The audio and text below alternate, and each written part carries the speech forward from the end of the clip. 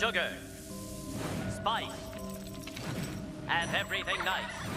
These were the ingredients chosen to create the perfect little project. Back in the Middle Ages, sugar was only available to our ancestors part of the year, as fruit or honey. Sweetness was in short supply. So where did sugar as we know it come from? Well, it originated centuries before as a giant wild grass in the South Pacific, where its value was soon recognized. Legends from there tell of a story of how sugarcane sprouted a man and a woman who founded the human race. Wild cane was first tamed and farmed in New Guinea, and over time spread by travelers across the globe. By the 13th century, it had migrated to the Middle East, where traders discovered it and carried it to Europe. A commodity so rare, sugar's value equaled that of precious gems.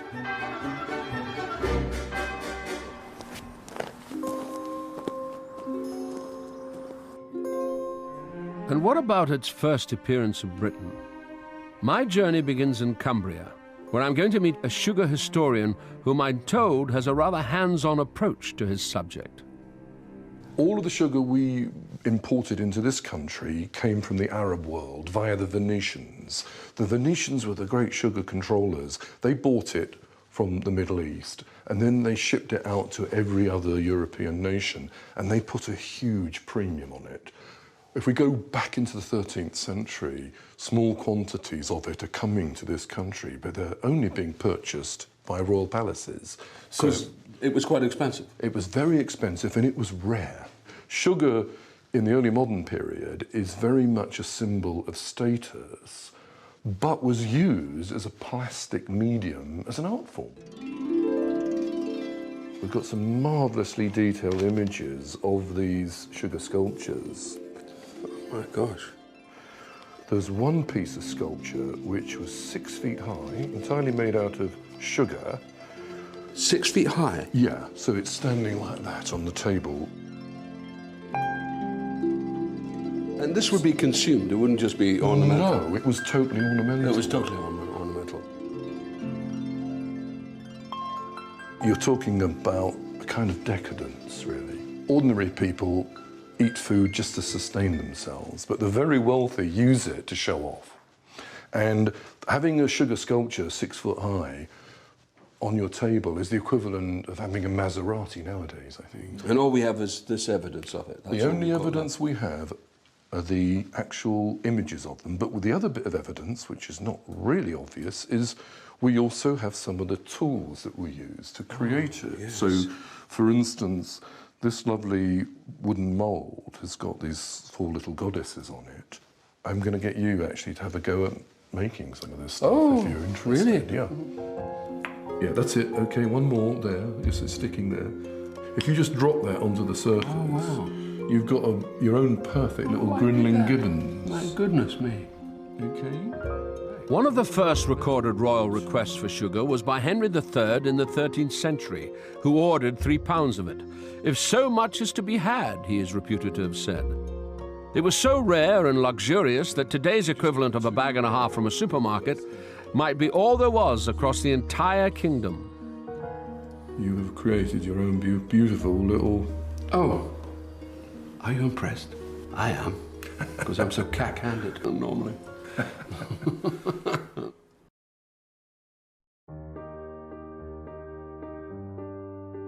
Cane sugar has been the sweetener of choice for over 2,000 years. It is used in all types of foods due to its versatility. It enhances flavor, aroma, texture, and browning. It also helps retain moisture and preserve freshness. Sugar starts with sugarcane, a tall tropical grass that can grow up to 20 feet high.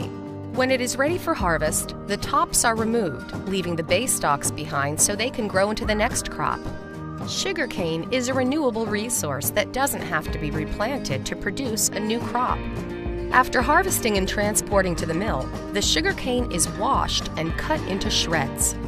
Next, huge rollers crush the cane really, really hard.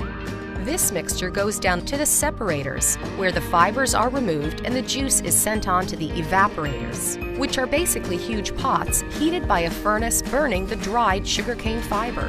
How efficient is that? This syrup is thickened by boiling off the water. Once the syrup is cool, it is time for it to be crystallized. To get crystals from the syrup, it is seeded with, well, crystals of sugar. Just a sprinkle is enough to kickstart the process. From there, it is moved into centrifuges, where centrifugal force squeezes out any remaining liquid, leaving, you guessed it, dry sugar crystals.